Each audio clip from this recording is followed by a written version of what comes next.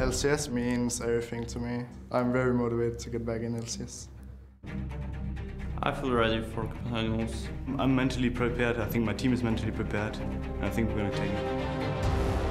You're fighting for a chance to do what you love for a living. Yeah, I'm really motivated. It's all I've been working for. It's my dream. Playing LCS was the best part of my esports career. The best league in Europe where you can be, and that's obviously where I want to be.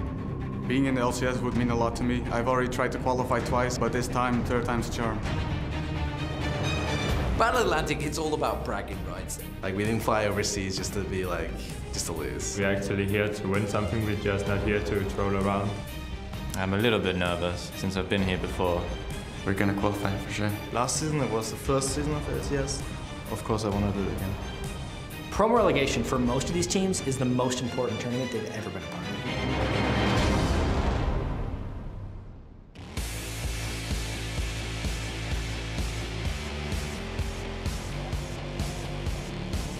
Hello ladies and gentlemen, and welcome to the 2014 European LCS Spring Promotion Tournament, live from our brand new studio in Cologne, Germany. I'm EpicSkillshot supporter alongside Trevor Quickshot Henry and Rivington Visland III. And gentlemen, it's great to be back together again and kicking off this fantastic weekend of League of Legends. Yeah, I'm really excited to be back on air. And, you know, it's been 2 months since Worlds. It doesn't feel like 2 months. It feels so much longer. And you have to give props once again to SK Telecom T1 for picking up that phenomenal victory and just sweeping aside everybody at the tournament. You know, I got to say, and I think I speak for everyone here when I say we've had enough of the off-season. It's time to get the 2014 season started. Well, I've got good news for you, Riv, because you don't have to wait any longer, because the 2014 season officially starts today with the Spring Promotion Tournament. Now, for more on the teams and the tournament, let's send it over to D-Man and Jack at the desk.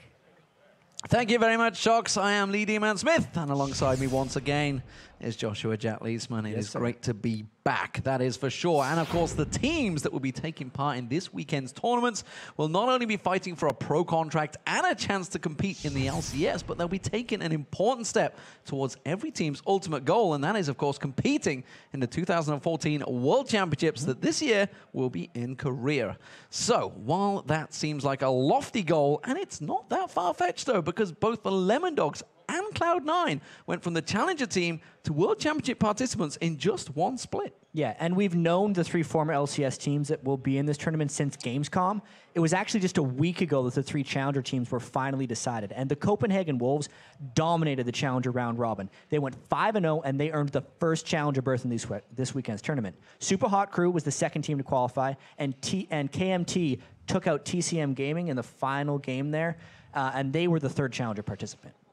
So once those teams were all locked in, of course, Ninjas in Pajamas, they got to choose who the first person would be out of those 3 challengers. And of course, no surprise, really. They went with KMT, the last team to qualify. Yeah, and after that, it was the 7th place SK Gaming's choice. And they decided they wanted to play the Super Hot Crew, which meant Meet Your Makers, who finished last place in the LCS and then didn't get to pick their opponent, they kind of got stuck with the red-hot Copenhagen Wolves that nobody wants to face. Yeah, the Copenhagen Wolves certainly are looking strong, and of course that means coming up today, in just a couple of minutes, ladies and gentlemen, we will have that matchup between Meet Your Makers and the Copenhagen Wolves. They'll be facing off in a best-of-5 series for a shot in 2014 Spring Split. And then on Saturday, it will be SK Gaming versus the Super Hot Crew, and the European Spring Promotion Tournament will wrap up on Sunday with Ninjas in Pajamas battling KMT for that last LCS berth. And the winners of the weekend promotion tournament won't have to wait very long to get their first taste of LCS action, because we are happy to announce that the 2014 LCS Spring Split will be kicking off with a Super Week starting on Tuesday, January the 14th at 7 p.m. Central European Time right here in this studio, and that's going to be 10 a.m. Pacific. Yeah, and then after 3 days of the European LCS, the 2014 North American LCS will start up with its own Super Week on Friday, January the 17th. That'll start at noon Pacific, which is 9 p.m. Central European Time. And of course, the other big announcement about this year's LCS schedule is that the European LCS will now now be playing our regular season matches on Thursday and Friday nights. And of course, that means that North America, they will be playing on Saturday and Sunday, live from Los Angeles. And for more information on the 2014 LCS Spring Split, just head over to lolesports.com. Then when you're done, check out all the LCS info. Make sure to vote on which of the 3 teams you think will be winning their way into the LCS during this weekend's Spring Split Promotion Tournament. Yep, just click on schedule near the top of the page and give a thumbs up to the teams you believe will be playing in this studio as part of the European LCS. Then, that's up. Again, open another browser. Get it straight in there. Or just use another browser tab. That's what most people do these days. And head over to Twitter and let us know, which team do you most want to see earn a spot in the European LCS and why? Yeah, tweet us at LOL Esports and be sure to use the hashtag LCS because we'll be reading our favorite answers later in the show. And one of them could be yours, but you have to use the hashtag LCS. Some people forget that. And it's only our favorites. If they suck, we're not going to read them. That's for sure.